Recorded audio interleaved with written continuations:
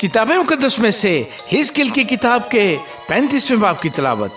और खुदावंद का कलाम मुझ पर नाज़िल हुआ कि ऐ आदमज़ाद, कोहे शईर की तरफ मुतवज्जे हो और उसके खिलाफ नबूवत कर और उससे कह, खुदावंद खुदा यूं फरमाता है कि देख ऐ कोहे शईर, मैं तेरा मुखालिफ हूँ और तुझ पर अपना हाथ चलाऊंगा और तुझे वीरान और बेचराग करूंगा।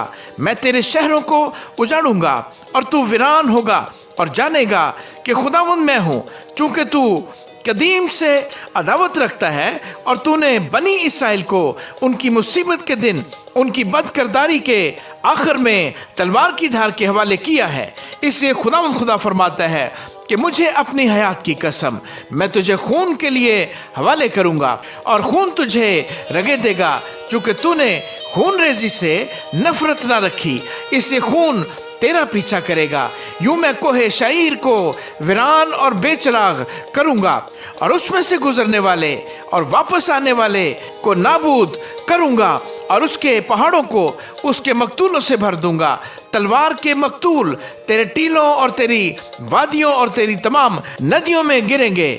मैं तुझे अब तक वीरान रखूंगा और तेरी बस्तियां फिर आबाद ना होंगी और तुम जानोगे कि मैं खुदावंद हूँ। चूंकि तूने कहा कि ये दो कौमें और ये दो मुल्क मेरे होंगे और हम उनके मालिक होंगे, बावजूद ये कि खुदावंद वहाँ था, इसलिए खुदावंद खुदा फरमाता है, मुझे अपनी हयात की कसम, मैं तेरे कहर और हसद के मुताबिक जो तूने अपनी कीनावरी से उनके खिलाफ जाहिर किया, तुझसे सलूक करूंगा और जब मैं तुझ पर फतवा दूंगा तो उनके दरमियान मशहूर होगा और तू जानेगा कि मैं खुदावंद ने तेरी तमाम हकारत की बातें जो तूने इसराइल के पहाड़ों की मुखालफत में कहीं कि वो वीरान हुए और हमारे कब्जे में कर दिए गए कि हम उनको निकल जाएं, सुनी है।